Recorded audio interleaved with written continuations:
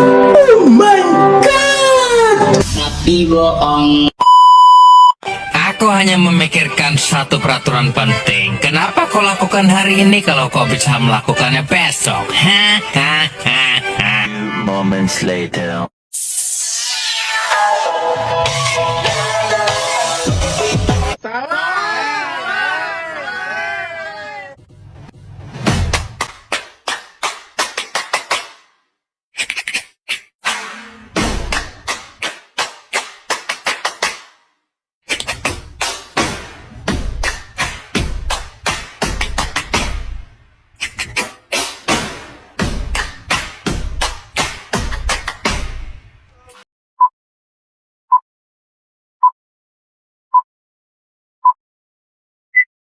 Assalamualaikum warahmatullahi wabarakatuh. Perkenalkan, nama saya Amanda dengan NIM 241720818.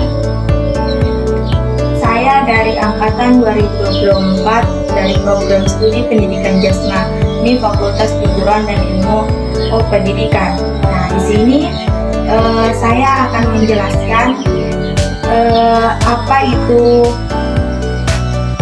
memahami karakteristik anak dengan gangguan fisik.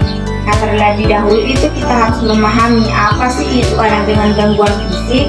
Nah, secara umum anak dengan gangguan fisik adalah anak yang mengalami keterbatasan atau kelainan pada fungsi tubuh tertentu, baik pada sistem motorik, tulang, otot, saraf maupun organ tubuh lainnya yang menghambat aktivitas sehari-hari. Keterbatasan ini dapat bersifat permanen, menetap, ataupun sementara temporer, serta bisa disebabkan oleh faktor bawaan lahir, penyakit, maupun kecelakaan. Adapun menurut para ahli, yang pertama itu Halahan dan Kaufman 2006, dia mengatakan bahwa anak dengan gangguan fisik adalah anak yang mengalami keterbatasan mobilitas, kesehatan, atau kondisi fisik lainnya yang mempengaruhi proses belajar dan aktivitas hidup sehari-hari. Nah, sedangkan kedua itu Undang-Undang Nomor 8 Tahun 2016 tentang Penyandang Disabilitas Indonesia menjelaskan bahwa penyandang disabilitas fisik adalah mereka yang mengalami hambatan jangka panjang pada fungsi tubuh, termasuk gangguan gerak yang membatasi partisipasi penuh dalam masyarakat berdasarkan kesetaraan dengan orang lain. Nah, yang ketiga WHO yaitu World Health Organization, yaitu gangguan fisik adalah kondisi yang membatasi fungsi tubuh dalam melakukan aktivitas normal akibat penyakit, terutama trauma atau kelainan bawaan. Nah, sekarang kita lanjut ke jenis-jenis gangguan fisik pada anak. Penyebab maupun bagian tubuh yang terdampak secara umum, gangguan fisik ini dapat bersifat kongenital, bawaan sejak lahir, atau didapat akibat penyakit atau kecelakaan. Adapun penjelasannya yang lebih lengkap, yaitu yang pertama itu gangguan motorik. Gangguan ini berhubungan dengan kelemahan atau kelainan pada sistem otot, saraf, dan tulang yang menghambat kemampuan bergerak. Contohnya itu cerebral palsy atau CP, yaitu kelainan pada otak yang mengganggu koordinasi otot sehingga anak mengalami kesulitan berjalan, berbicara, atau mengendalikan gerakan. Nah, yang kedua itu gangguan indera. Anak dengan keterbatasan pada alat indera juga masuk dalam kategori gangguan fisik, seperti gangguan penglihatan, gangguan pendengaran. Nah, terus gangguan penglihatan itu seperti buta total, rabun jauh atau dekat, glaukoma, katarak bawaan. Terus yang gangguan pendengaran itu tuli total atau sebagian, gangguan saraf pendengaran atau infeksi telinga kronis. Nah, meskipun gangguan ini sering digolongkan dalam anak berkebutuhan khusus secara fisik, mereka tetap memerlukan penanganan berbeda karena keterbatasannya berpengaruh pada aktivitas sehari-hari. Yang ketiga itu gangguan mobilitas, yang dimana gangguan ini muncul karena kelainan pada struktur tulang atau sendi. Yang pertama itu contohnya amputasi, kehilangan salah satu anggota tubuh akibat kecelakaan atau penyakit. Yang kedua, kelainan bentuk tubuh, misalnya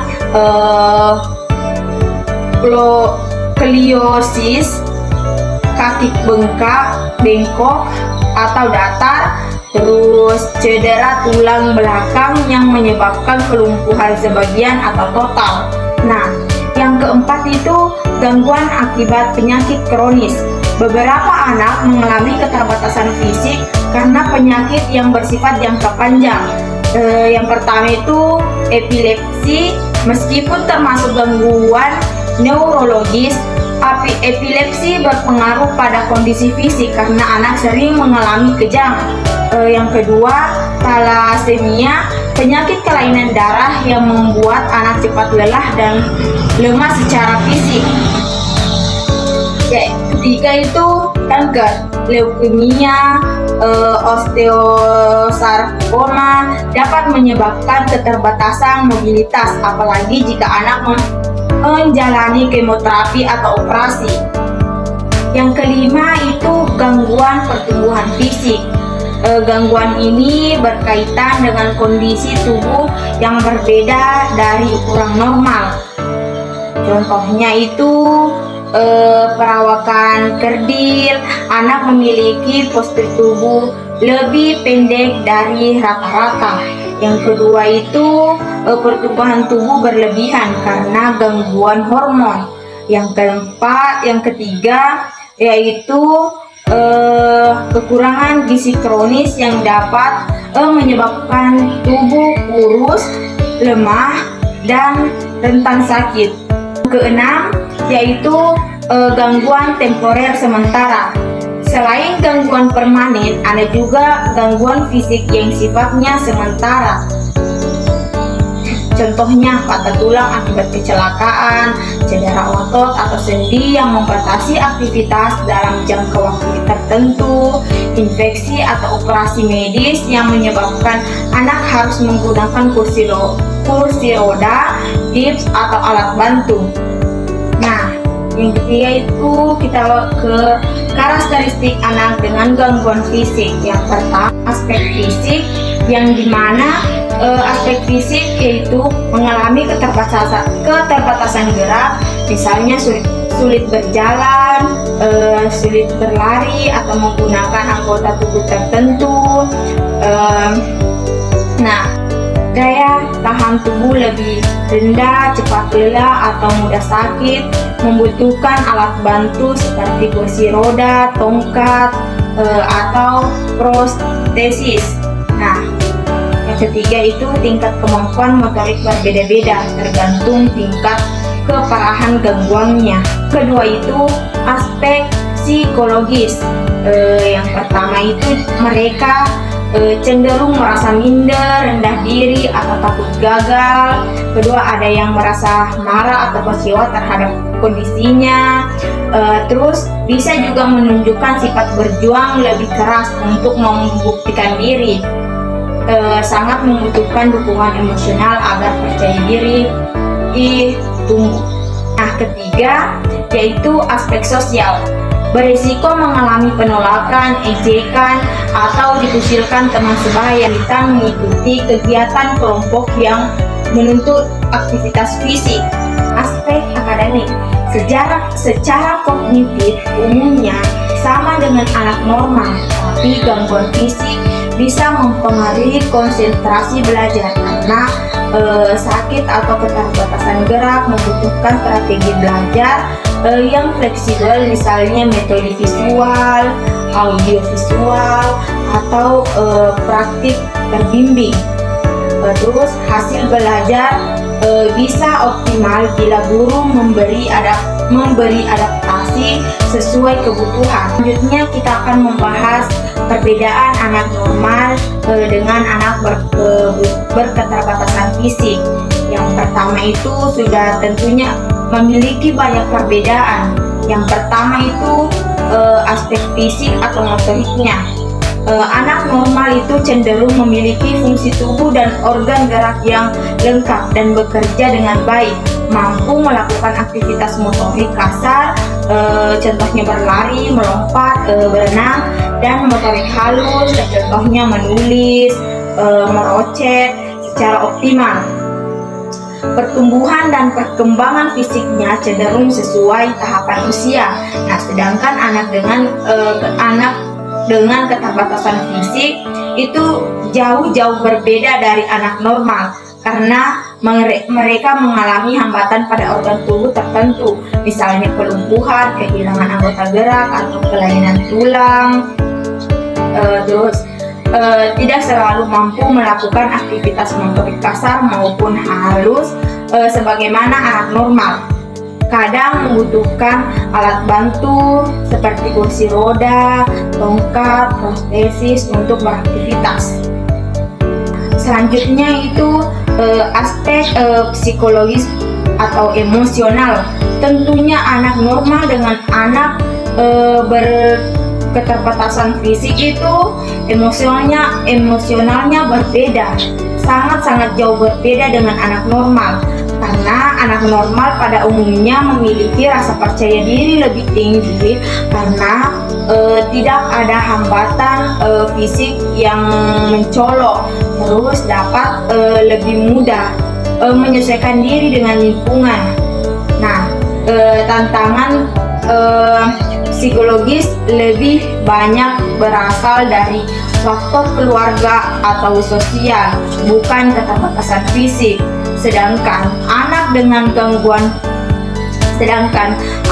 keterbatasan fisik cenderung merasa minder, malu, rendah diri akibat keterbatasannya, berisiko mengalami tekanan psikologis karena ejekan, diskriminasi atau keterbatasan aktivitasnya.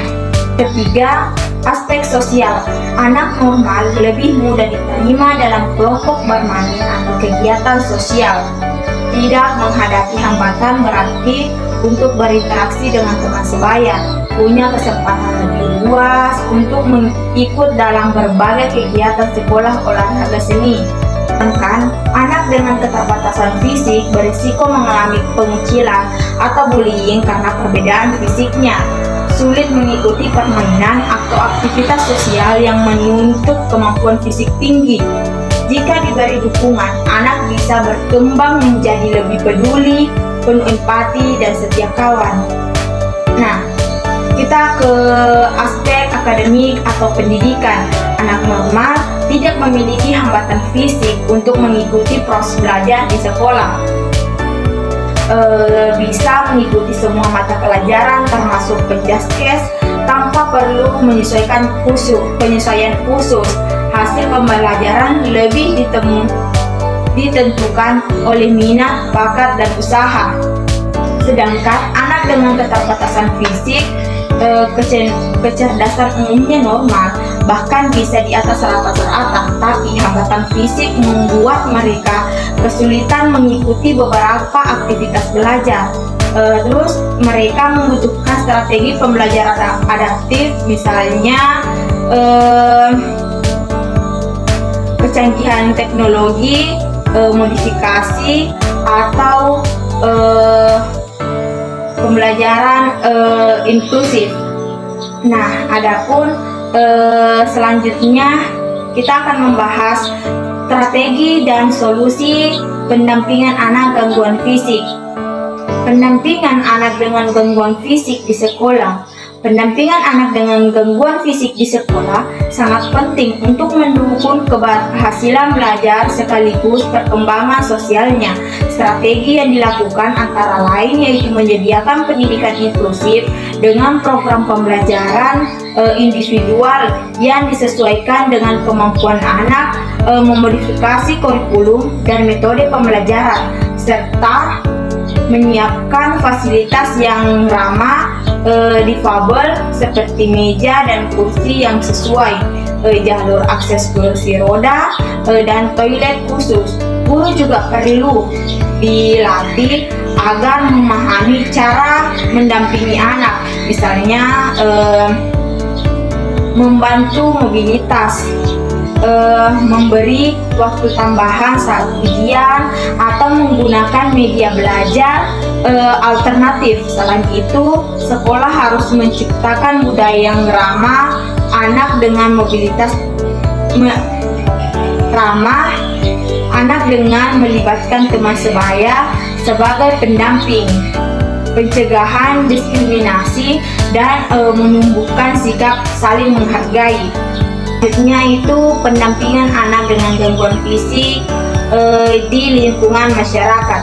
Sementara itu, pendampingan di masyarakat bertujuan untuk memastikan anak dengan gangguan fisik dapat hidup berdampingan secara setara.